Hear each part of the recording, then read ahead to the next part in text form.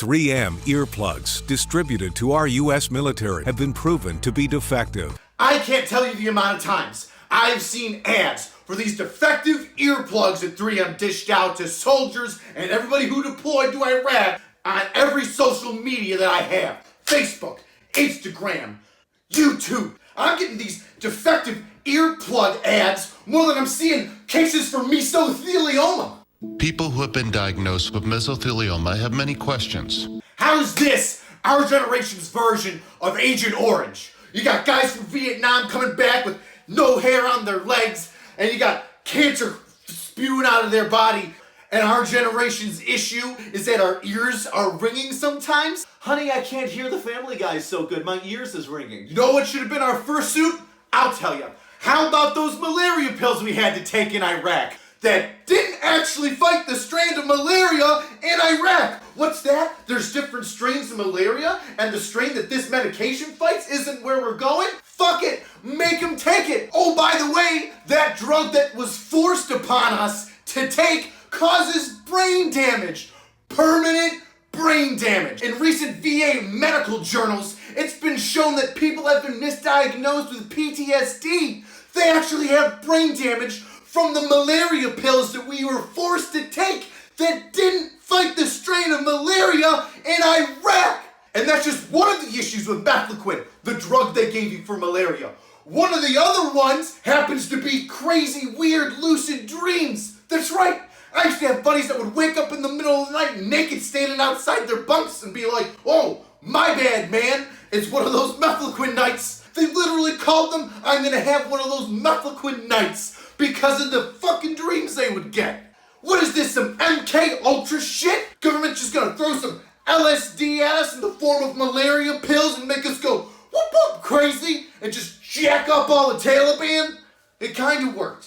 Where's my malpractice malaria suit? Or how about the jamming systems? You know, all those radio jammers that used to get thrown in the back of your Humvee? That they would say, "Hey, don't worry about those. You're safe, but don't touch those antennas. It'll zap you so fucking hard you're gonna fry up like a gosh dang cartoon character." True story. There was a jamming system that was fairly large, and if you got too close to it, you would get sick. They would have to switch out the drivers of the truck that it was in because they would get ill if they stayed in it too long.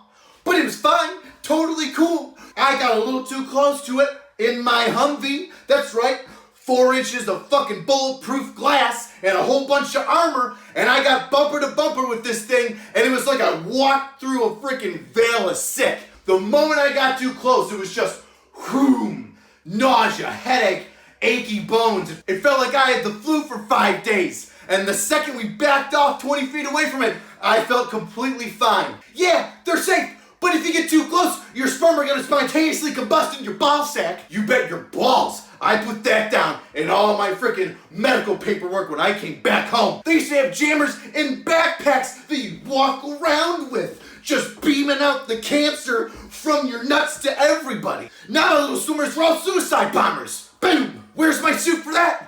Where's my cancer-causing radiological radio waves beaming into my freaking skull suit for that? What about the multitude of shit I had to walk through and breathe in every day? I know everybody remembers the second they stepped off that airplane into Iraqistan or wherever you went, and the immediate smell of human feces smacked you in the face. Some of the OGs remember having to poop in diesel canisters. Used to have the lower enlisted just stirring a burning barrel of poo like it was some sort of magical cleaning device. Poo be gone. Put it in the barrel and it disappears. It's just burning poo. No big deal. Well, yeah, it was burning poo, trash, tires, dead animals. Anything on the side of the road was on fire. Hey, there's a dead dog. Burn it. Hey, there's a bunch of poo.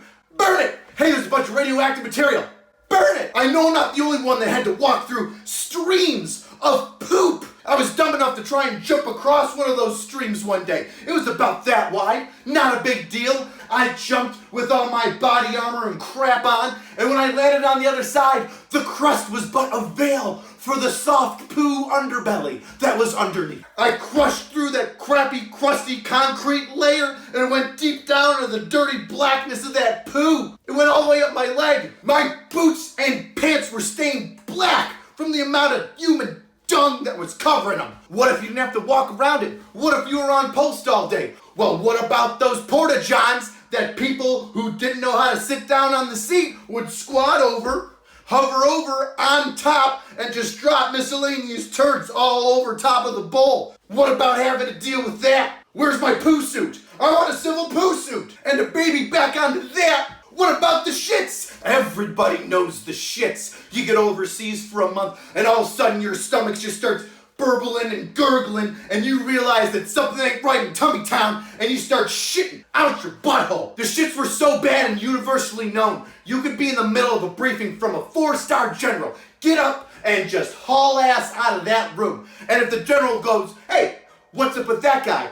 Anybody in the room could go, the shits, general, and the general would just go, with his nod of approval, completely understanding how bad you needed to evacuate your bowels. True story, I had to shit so bad for a month and a half, my first sergeant gave me some Cipro, bind me up a little bit, help me get some solid poo back out of my system. But you know what happened? After 3 days of realizing I hadn't taken a crap yet, I decided to weigh myself every morning, noon, and night just to see how much I would eventually poop out. 5 days after no pooping. I wake up at 4:30 in the morning, sprint with my hands clenching my cheeks all the way to the porta-john and let loose 7.5 pounds of Iraq built up poo. Where's my poo suit? I want my poo suit! People who have been diagnosed with mesothelioma have many questions.